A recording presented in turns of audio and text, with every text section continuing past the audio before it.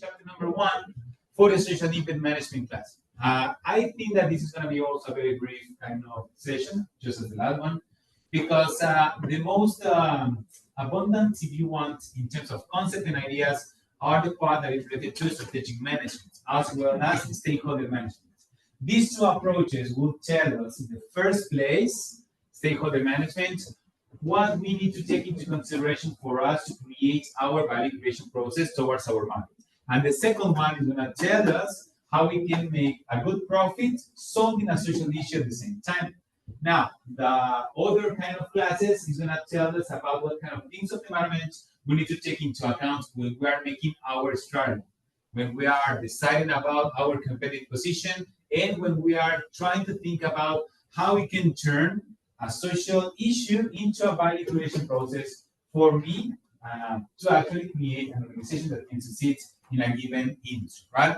Now, it is also important for us to talk about the concept of technology, given the fact that technology is a very important part of our everyday activity. Actually, we cannot imagine our life as we have it right now without the constant, everyday, and in many cases, 24/7 access to technology.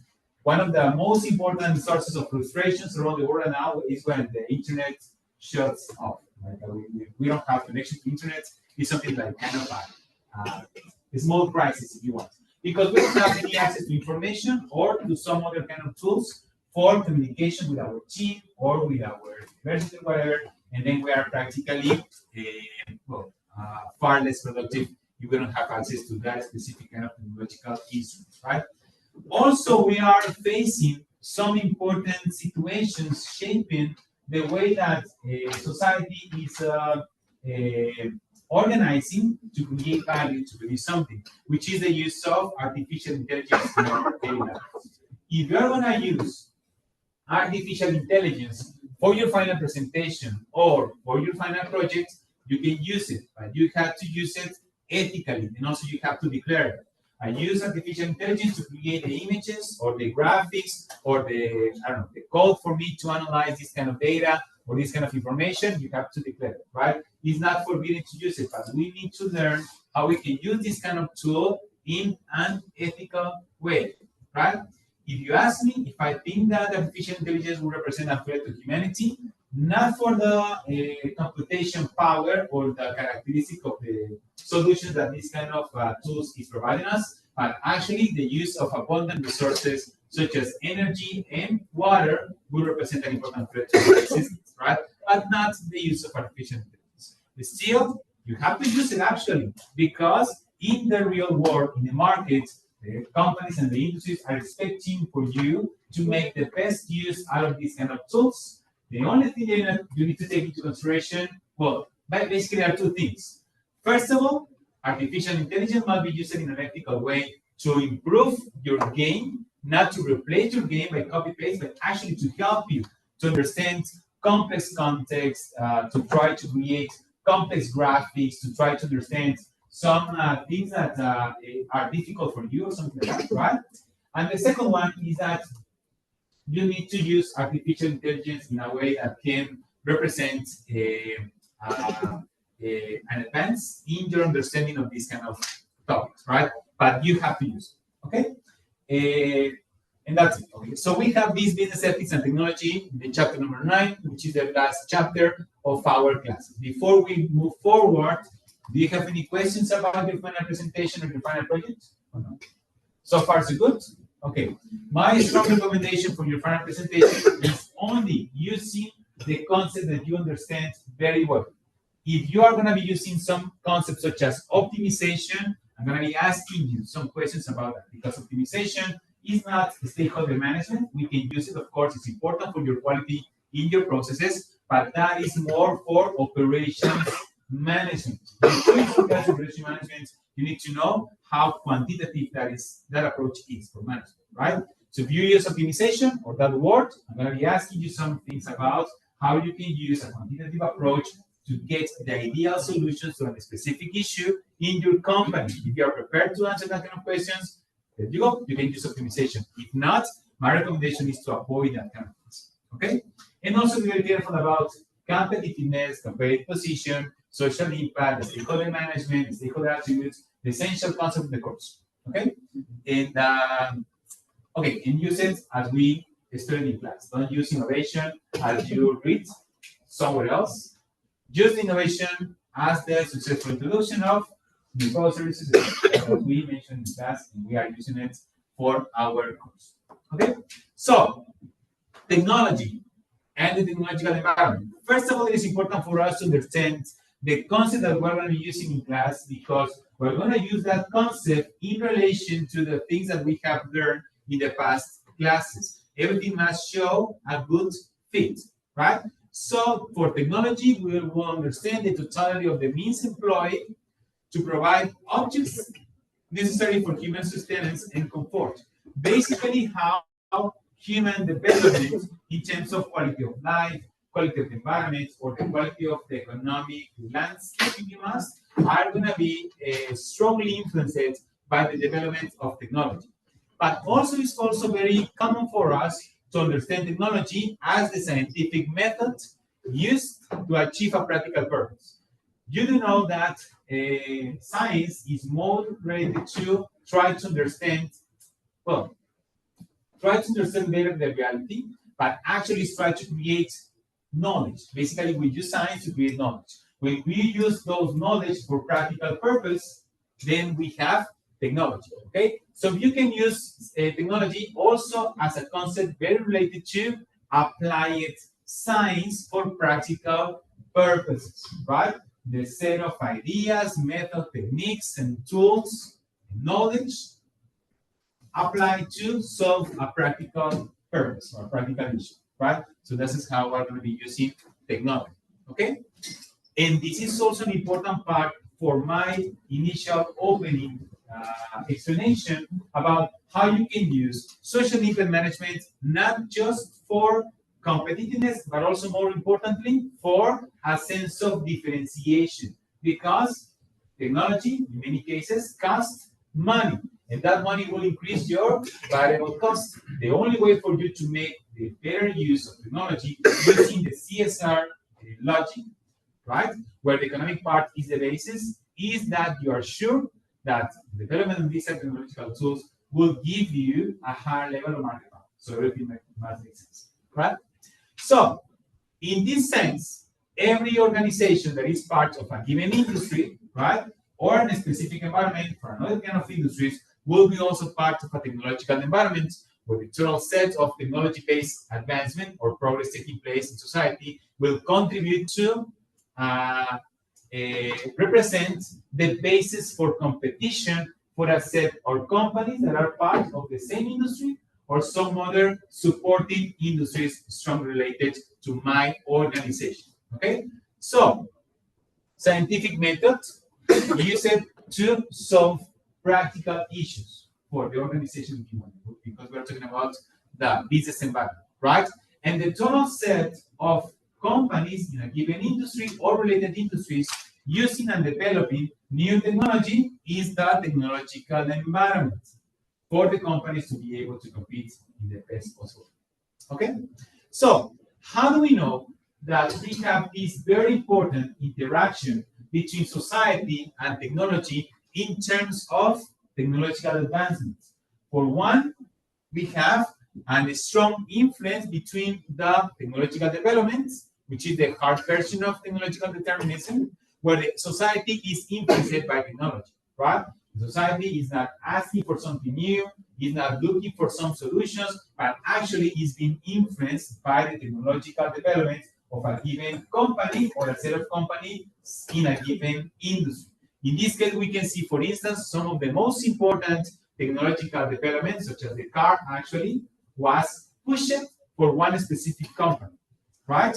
Artificial intelligence, such as ChatGPT and these kind of large language models, are also things that companies are pushing to society, shaping the way the society understands this way of living, right?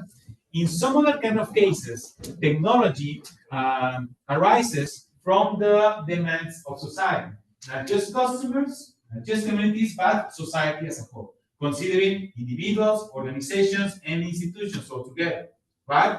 In this case, technology is influenced by society which is what we call the social constructivism. Okay?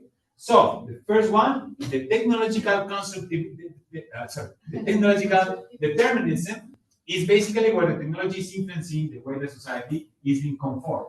Right? The second one, the social constructivism, is where the needs and expectations, in many cases, concerns and demands from society contributes to the organizations to create these new kind of tools to apply scientific method for practical reasons, right?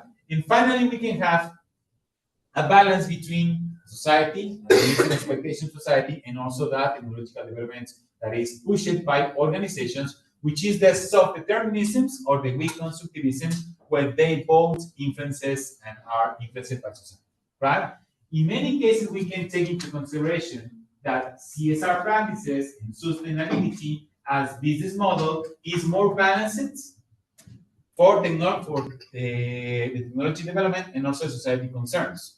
And we know that because the elements that are part of a CSR model takes into consideration an economic approach, which is the basis of any kind of organization, as well as how the company is creating something of value, social value for a given society, right? Okay, so why we should study ethics in technology? Why this is so important for us as managers, as individuals that wants to create and maintain an organization which is managed using a strong ethical approach. First of all, it's because technology affects every person's and things, right? So right now we have a very interesting way of living with our real person in a place, in a time, in a moment, right? And our digital person, we maintains their presence in the digital world like 24/7, right? Technology is far-reaching. Practically, we are seeing the effects of technology globally, right? Some of the other things that we need to take into consideration is that technology has tertiary effects. Basically, we're going to be having some positive effects by using technology, becoming faster, more productive, and having access to some comfort, right? At the same time, there are some other negative issues that we need to deal with when we are trying to use technology in our organization. And because of this, technology must be managed, controlled, and respected, because a misuse of the technological advancements can create important issues in the future. We can think about, in this specific point, we can discuss about how the development of something that is very common, such as the car, went from a technological development 100 years ago to a very important issue in terms of global warming, right? The massive use of cars around the world also contributed to have this very important issue for everyone, right? So we were in just 100 years of time going from a technological advancements that contribute to increase the well-being of people around the world to a very important threat to our own existence. So this is why we're talking about that this kind of technological advancements, any kind of technological advancement must be managed, controlled, and respected.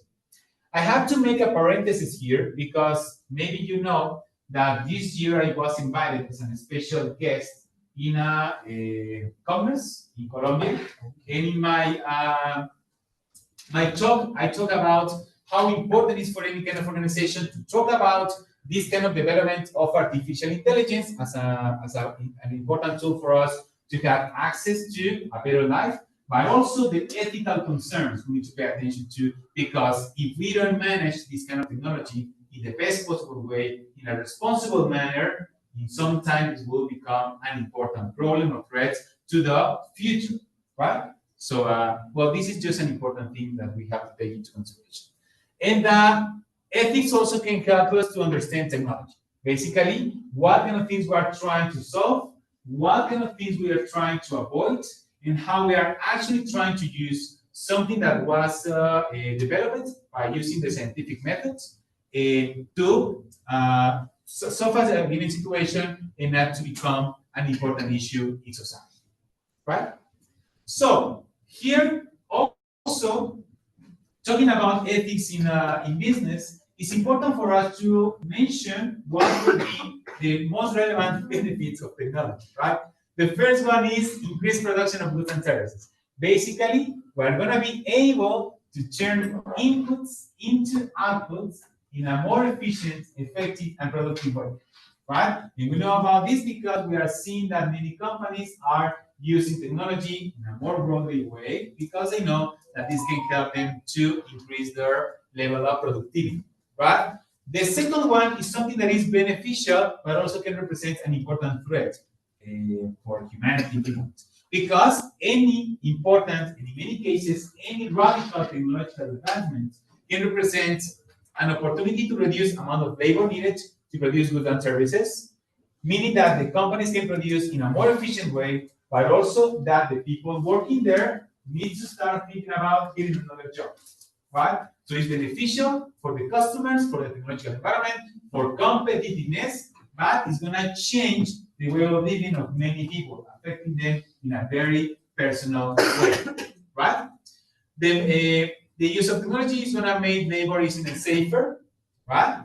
And this could result in a higher standard of living.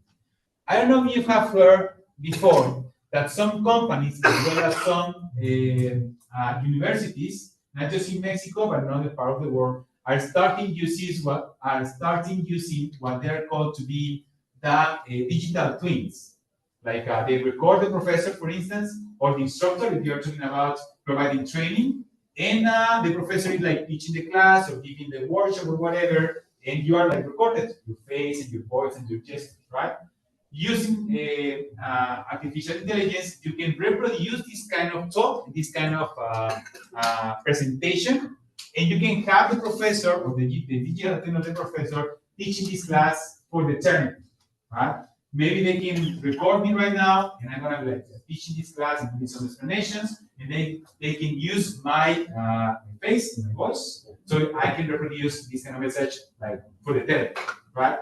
If we're talking about this, we're considering that these kind of classes can become much more efficient because I'm gonna be, or my digital twin will be available 24/7. But what is the reason to keep me in the table? Right? I just give my operate to my digital twin, and that's it, right? So this could be a very important thing for the university to reduce their costs, but I'm gonna be like with no job, right? Yes. Also, there's this hack for students to study better that you can upload a presentation or like documents, and an AI turns it into a podcast for like 40 minutes, and they give you like the key points of everything you need to study, and you just listen to it as a podcast, so it helps you. Well, this could help you a lot, right, to understand better on a specific issue, which is part of the benefit, okay? But also, we're going to be talking about the potential threats of it, and it's very good. So this is also to my point that I mentioned previously. Use artificial intelligence for this class and for all my classes in an ethical way to improve your game, to understand better, and to have a better idea about what you're talking, right? But I have to tell you guys that for all of my classes also, if you're taking 2 or more classes with me, artificial intelligence is basically a sophisticated statistical method that provides you a good enough solution, right? That's how we're using artificial intelligence, okay? A sophisticated statistical method that provides you a good enough solution. It is very important for me to stress into this concept. Why? Because artificial intelligence, neural networks, machine learning, and everything we are seeing right now in the industry and environment is based on a heuristic. It's an heuristico in Spanish, right? It's not an algorithm. Okay? What is the difference? The algorithm gives you the perfect solution according to a set of steps, right? And the heuristic gives you a good enough solution. Okay? So the algorithm will give you an answer which is 100% true. Okay? The heuristic, which is based for the artificial intelligence model, will give you a good enough solution which is maybe 80% good or 70% good. Right? I have to tell you this, guys, because if you're going to be using artificial intelligence, maybe one student can use it for an unethical purpose, like just copy pasting for your final project. This final project will give us a 70% good enough kind of paper, okay, affecting your final grade. Okay, so it's going to be giving you a good enough solution, but not the ideal solution in many cases. This is why we need to be very careful about the information that artificial intelligence is giving us. Okay, for both versions, you're going to be using ChatGPT. The free version or the paid version will give you a good enough solution, right? If you want to have a better solution, the only way to do it is to provide this sophisticated statistical model with information that we are using in class, meaning that you have to provide artificial intelligence or ChatGPT with your notes, so they can use this kind of reasoning to try to give you a better solution to explain these kind of things, right? If you don't provide that kind of information, this kind of tool, in this case, ChatGPT, will take information out of we don't know where, right? So you have to take that into consideration, okay? But use it every time. You have to use it to improve your reading, not just to copy paste, right? Questions about this? Question about my digital twin? Don't use it because I don't know my job. I know my job actually, so don't use it. Okay, now basically the Tec de Monterrey is using digital twins, but they are facing a lot of technical issues, right? But isn't that like more complicated because you can interact with the professor if you have a question or something? You can ask questions. Well, how your twin gonna know what I would ask? Well, because the twin will know not what I know, but actually is going to have access to every document that you could provide. If you give access to the twin information about 1,000 books and 1 million papers, it's going to provide you with information based on that. So yeah, it will have. It is not going to have my charisma, of course, but it's going to have a broader access to information. And it's going to be available 24/7. Yeah. Yeah, but sometimes if I use your twin and I write an answer and you're gonna be like, that's not what I. Yeah, it's not able to install. So lower rate. No, I'm just joking, but the Tec de Monterrey is actually proposing this kind of approach as a technological class without considering the ethical concerns about that, right? So maybe you are going to be working for Tec de Monterrey, you're going to be creating your digital twin, and you're going to be working there forever after you actually go to the university. So the cost of technology, right? This kind of use of technology has some unanticipated side effects, which is environmental pollution. Now, here's a question for you guys. Every time you use ChatGPT, if you use it, or any other kind of artificial intelligence tool, right? Do you know how many resources, natural resources, needs to be used to provide you with these kind of answers? Like when you are like creating an image of a kitty or of a little dog or whatever, how much or how many natural resources needs to be used to provide you an answer? Well, surprisingly enough, for any question you are using ChatGPT, in this specific case for this tool, the facilities of ChatGPT are using approximately half a liter of water to cool down their servers to provide you that specific kind of answer. So every question you are putting in ChatGPT is costing the environment, at least today, half a liter of water, right? If we use it inappropriately, we're going to be run out of water in no time. So this is why this kind of tools, at this moment, if they cannot come with a better solution, or a more efficient solution to cool down their servers, they can represent an important threat to humanity. Without water, we cannot survive, right? So this is why we need to pay attention about this. Also, the depletion of natural resources, such as fresh water, technological unemployment, because we are changing the ways we are understanding productivity, right? And the creation of unsatisfying jobs, which basically means the creation of standardized jobs. Do you want to take some water? Okay. Well, this is my suggestion. Okay, so questions about this? Now, can you provide me any kind of example that can represent better the cost of technology in this case? The ChatGPT one is the one that I know. That is very, very important and significant because we are using artificial intelligence without knowing the environmental cost of that specific kind of technology, which is very huge. And also, interesting enough, Querétaro is receiving some important investments to establish here in our states some servers for this kind of companies, Amazon and whatever, right? Economically speaking, it's very good, but environmentally speaking, it's going to be maybe a disaster in the long term if they cannot come up with a method to cool down the servers in the most efficient way, right? So, any example you can give me about this kind of side effect? You can Google it if you want. Yeah, go ahead. Another side effect of artificial intelligence. Of the cost of technology, right? We're talking about the negative effect of using technology, not just artificial intelligence. I'm using that one because it's like the one of more popular right now, right? But maybe we can see some other kind of effects. I don't know.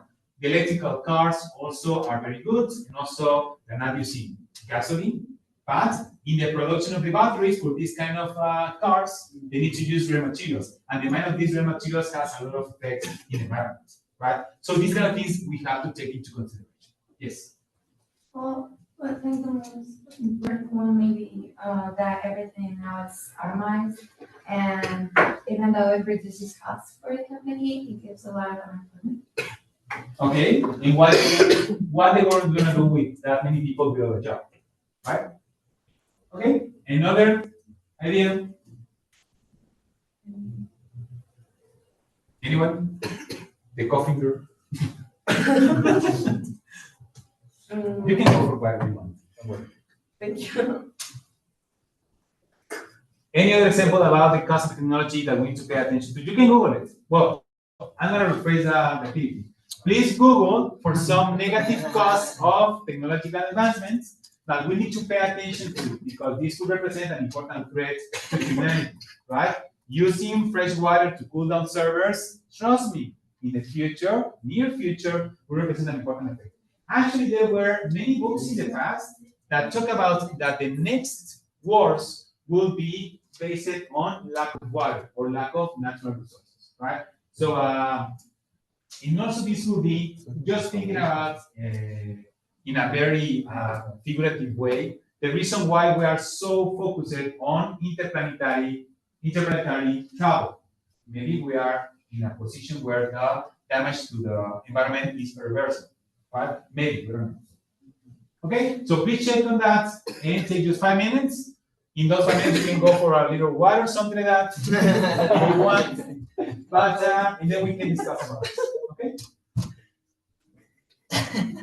It's just my recommendation, that's all.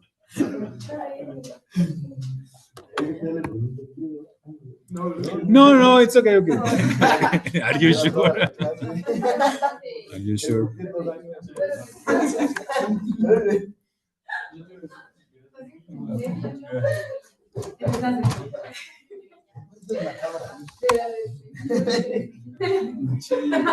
Metiendo su pulmón de regreso. No. Vamos a decir que ahora los niños son más air and water pollution. Ya dije eso.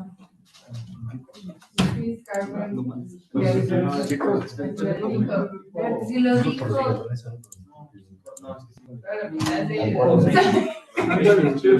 Palabras más. No.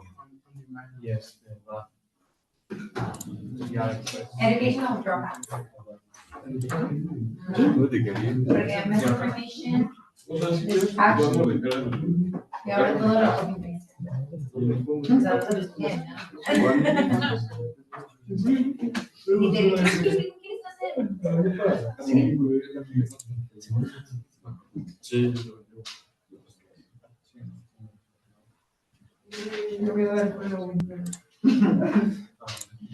¿Qué pasó ahí? ¿Con quién estás en el en la de Sociodigital? Anita y Up to four, right? And maybe two. I will see. No, it's too much. Dos? 6 persons in one team is too much. No, dos. 2 is good, it's perfect. Ya dije. Ellas, ¿no? Nosotros también, güey, y ese día Tengo miedo por ese equipo. Nos cambió el equipo con nosotros pinches. Oh, palabrotas, palabrotas. This is recorded, guys. Sí, Remember? sí, sí, claro. This session is being recorded, so. Sí, Me claro. escuché. No, no. So names.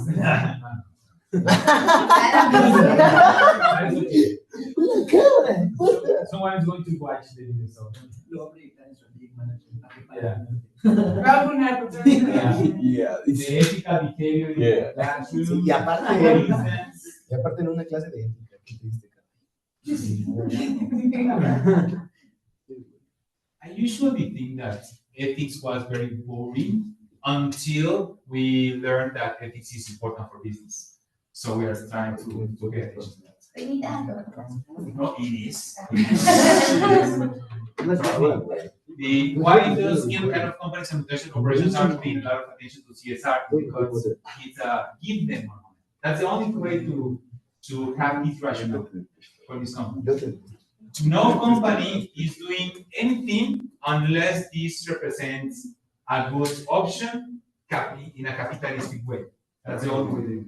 Right? In this way, also, I use a lot of times the example of Nike promoting better circumstances for the LGBTQ community and not the indigenous community that has some real problems. Because these people, they don't have any money, so it doesn't make sense in terms of profits. And the other one, group, makes a lot. I think a lot of companies are gaslighting people because they can say like we are 100% like organic company or whatever, and they can start like this what is it? Like campaigns and that involve like they're taking care of the environment and stuff, so that people think that they're taking care of the environment, but still they still producing a lot of pollution. They're trying to give the impression that they have like this commitment, right? It's not that hiding. It's greenwashing.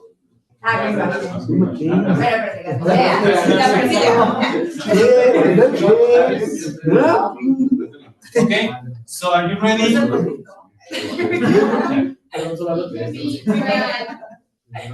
taking history account for 57% of global greenhouse gas emissions. Is rapidly increasing as so these involve like emissions from human activities that contribute to climate change. Yes.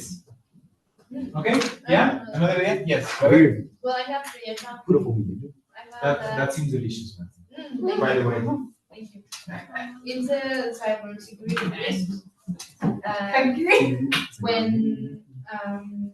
When they can like store information or private information of a company, the owner can say that. Which is, as for example, when you receive an email that says, I don't know, if your boss is asking something and then you click in the link and it's like like a virus. Well, they take you to a platform that is a fake platform. And they are going to be asking you some important information. Te hackean. What? Te hackean el WhatsApp. Okay. Yeah. Sorry. Can you finish? Okay. Yes, sorry. Yeah. Yeah, so this one is not like really economic, but like social. That it's the social isolation because, well, for example, in that case of the technological twin or with the twin, like you are not like socializing with a real person. It's just like technology, and humans are social animals, so they need that interaction, and just like focusing in technology could lead to more healthy problems or healthy issues later on. Yeah. Actually, many people around the world right now have a more meaningful relationship with their phones than with their peers or their friends. Yeah. Okay? Yes. Yeah. Yes. In the social and economic inequalities, so I found out how there's two main things regarding how the technological advancements may contribute to disperse the socioeconomic groups farther than they already are, since it is a big issue on how like, the economic class of things goes. since not everyone has that equal access to the advanced technologies. So therefore, they would like widen the gap between the socioeconomic groups as well in a faster way. Yes. as well as the job displacement. So obviously, the things that we've heard on how eventually technology is going to substitute jobs in the manufacturing and logistics and customer service and all of that. Yeah, and because also that system knowledge is very useful for practical purposes and not for inferential purposes, it is very likely that the first level jobs are going to be lost, not the high level jobs. The higher level page or wages here are going to be secured by technology, but these ones are going to suffer an important change, right? Leaving these people with even less opportunities. But maybe like the new first layer of those type of jobs could go to maybe the technicians in order to. Yeah, but these people, yes, but these people, considering that these people already has a life, right? Yes. Like it's not like, okay, there's a technological change, I'm gonna go back to the school to learn engineering for 4 years. That's not possible. Yeah, they should make their wages lower to try to compete with the technology, right? And giving them a worse situation. So that will also contribute to the gap. The social gap, right? Yeah. Social gap, educational gap, health gap, etc. Okay. So I'm gonna project or I'm gonna present to you guys a video which was designed by the Tech Education Project. We're gonna be seeing how these technological changes also have to take into consideration in terms of programming or coding ethics. Right? So this is a very interesting kind of video. We're going to be discussing about this idea because this will provide us with some ethical questions. Okay? So just give me a minute.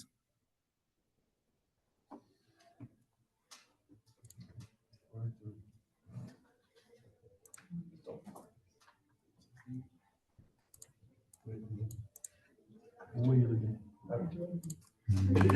looking at?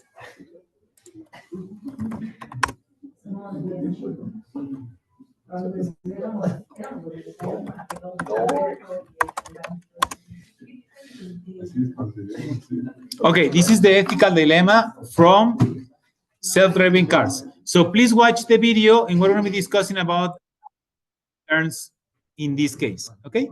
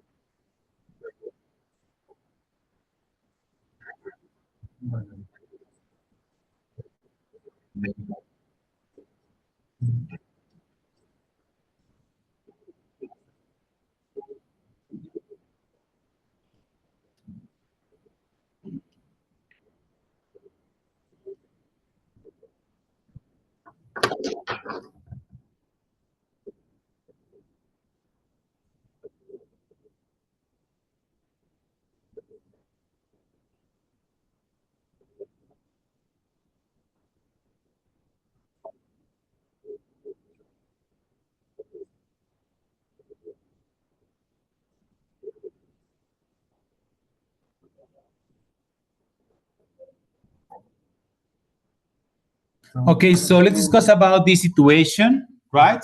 I think that the most important thing here to take into consideration is who makes the decision, who will live or how the car is going to be behaving in a situation such as this, right? Because remember, these self-driving cars, they need to make a decision in a very difficult situation. You have nothing to do about that, only the decision of purchasing this car or not, right? So what would be the right kind for you to purchase if we're talking about a future where everyone is having a self-driving car? To try to buy the ones that protect you the most at any cost, or the ones that protect the other people surrounding you. Like for instance, try to protect the motorcycle here, or to try to minimize the harm that you can possibly may suffer in this kind of situation. What kind of car would you like to buy? The one protecting you, trying to hit the softest possible spots, even though that could represent a real important possibility from the motorcycle to die, in this case, right? Or you would like to buy a car that protects anyone else in your environment. Try to minimize the harm. Any idea? How many of you will choose the cars to protect yourselves? Okay? I mean, if you're investing in something you rather. You want to live, right? And you don't have that kind of reckless behavior as the guy that doesn't have any, right? How many of you will decide to buy a car protecting others rather than yourself? No one? Okay. What kind of ethical concerns would you have for the people making these kind of decisions, the programmers or the coders of the car?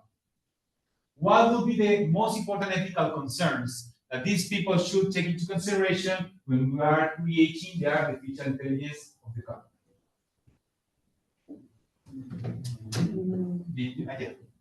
Killing someone. Well, trying to avoid killing someone and try to avoid doing harm, right? What else? Because someone is going to be coding the artificial intelligence, right? And this kind of coding will have this path, right? If you face this kind of situation, all the time that you're going to be facing this kind of situation, try to hit the softest spot possible, right? So you will have like cars killing motorcycles or regular motorcycles by thousands a year, okay? You can avoid killing someone if you choose a car that is try to make the best possible decision according to yourself and the people surrounding you. Because, you know, the car has a 360 view, but not like us. So, yeah. So what will be the ethical concerns that you are going to be expecting from the people coding the artificial intelligence, governing the decision-making process of these cars? Yes. Probably they are mentally like stable, or they don't have any issues. Maybe, yeah. Because if they have, well, that can affect the program, right? Well, maybe these guys are racist. What about if this guy coding the artificial intelligence is a racist? Like, I don't like these kind of people. This Yeah, kind of yeah, people. yeah. So, maybe that could be a situation, right? And the program and the code will follow and will expand the racism of this guy. Yes. Well, I think it's important to know that, still, even if you need to make a decision to whether you're gonna kill the person on your right or your left, there's a lot of, incidents that, with the tiniest collision, have been in electric cars, there have been like explosions, so because of system failure. So even though if you kill the one on the right or on the left, the collision could, still give an explosion too. But still, you choose a car like for the softest spot possible, right? Even though that represents. The thing is that when you are colliding with a motorcycle, any movement that you give to the motorcycle could cause an important accident for the guy in the motorcycle. Like, even though that is a slight kind of movement, yes. But in that case, who's going to take the charge? The one who codes or the one who drives? Who owns the car? Well, in that case, I think from my perspective, this will be your insurance company. But it's going to protect you because of that. Right? But we are talking about a new kind of law initiative, considering the introduction of these cars massively. Right? In Mexico, we don't have that many. Maybe we have some of them. I don't know. In our state, is much more common. In some other countries are much more common. In Mexico, it's not that common. But when we are thinking about having a broad market for these kind of cars, we need to start thinking about what kind of things have to be included in the laws initiatives to try to create the conditions for the cars to operate freely. Right? So, yeah. So yeah, I was thinking like the government should get involved and maybe put some laws that if you choose the car to protect yourself, like you can get some part of the responsibility apart from the insurance or the car company as well. And if you take the other car, like you get like some kind of protection for choosing that other option that it's putting the benefit of the others above yours. So maybe the government should do something like that. And also, another question that I was thinking is like in a more economical way, should the car companies make like cheaper the option that put the others' lives above yours, like make it cheaper, or that's not like what do I say, a cost market, a cost leadership, a cost leadership market. That should be a differentiation market or a cost leadership market. But this will be differentiation. It's impossible to be local leadership because knowledge costs money.